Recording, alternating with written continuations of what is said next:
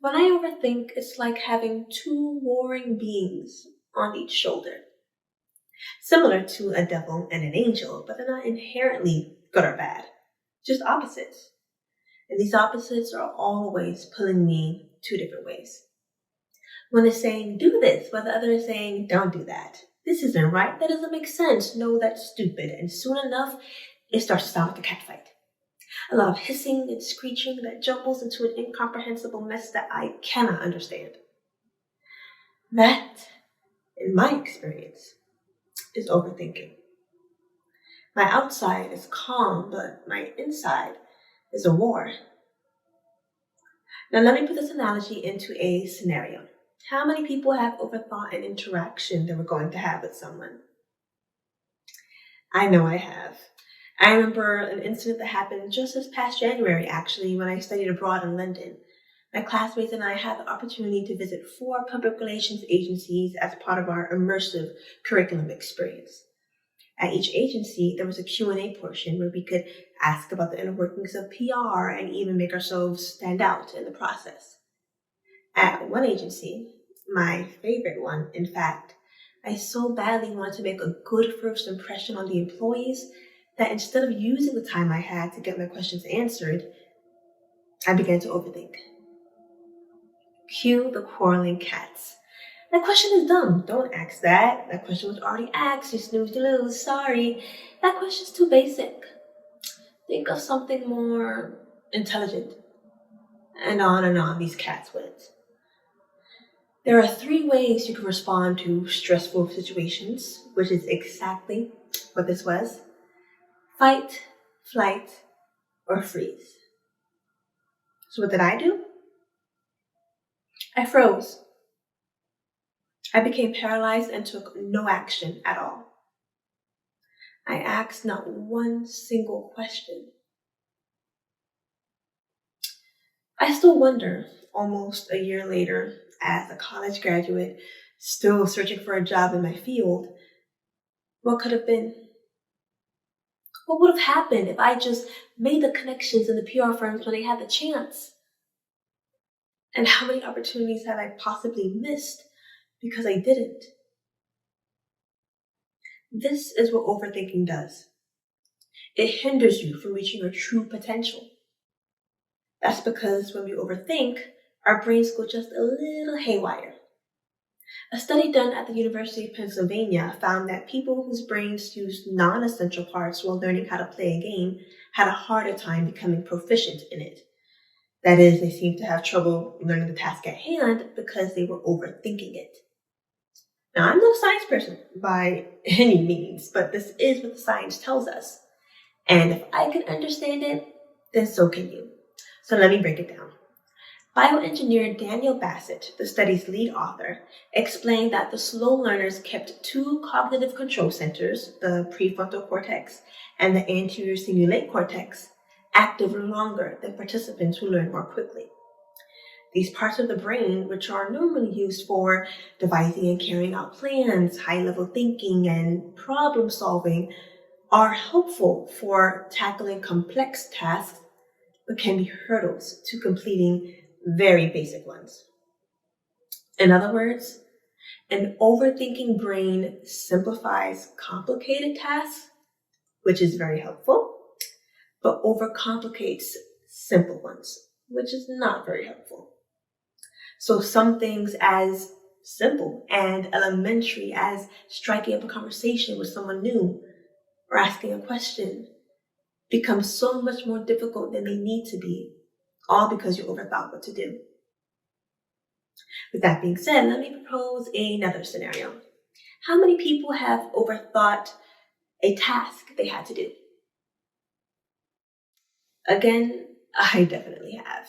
And very recently, in fact, as I was preparing for this talk recently. I wanted to talk about overthinking because I myself am an overthinker. So I knew that this topic would hit home and therefore, hopefully, resonate better with you all. But for the life of me, I couldn't think of the perfect time where I overthought. So the quarreling cats came back.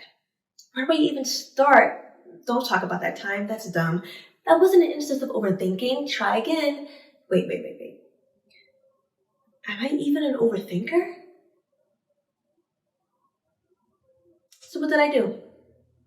Well, my response was the same. I froze. I became paralyzed and took no action at all. It took me weeks to decide on that London scenario. I was overthinking about overthinking. I quite literally overthought this talk to the point of not working on it for weeks because I was stuck on one task. What this tells us is that overthinking can slow us down, even to a halt. Harvard University professor Bonnie Talbert is one of many professionals who refer to this halt as analysis paralysis. She explains that overthinkers find it hard to find great or even good solutions to their problems. And even when they conceive of a potentially useful solution, they're not even confident that it would actually work. As a result, they hardly ever have any intention or motivation to act on those solutions.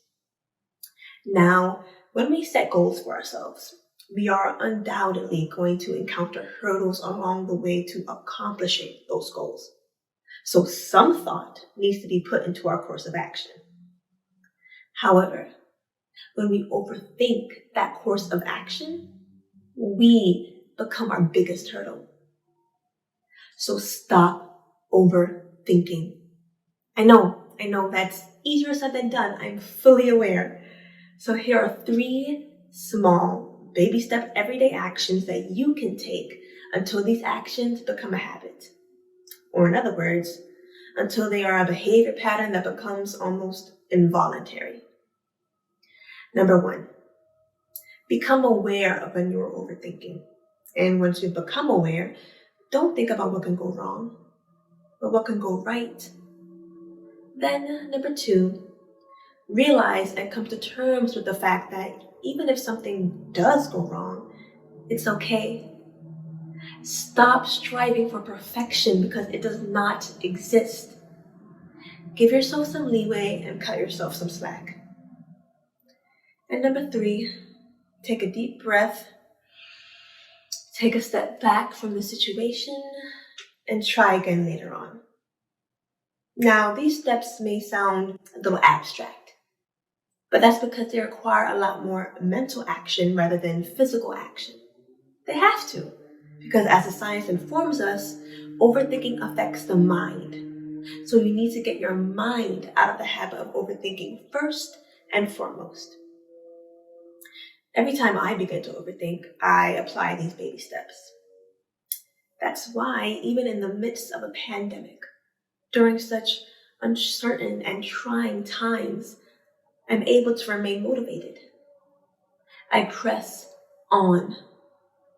I started a YouTube channel and a blog. Little old me. Despite every nerve in my body telling me to stay in my comfort zone, despite my overthinking brain telling me I wasn't good enough or remotely ready to have these platforms, I made them anyway. And I haven't looked back ever since.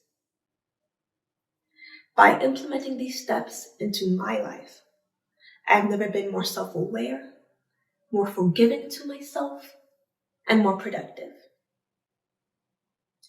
Every person has limitless potential.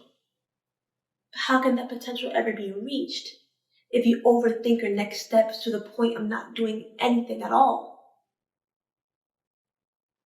So go with your gut.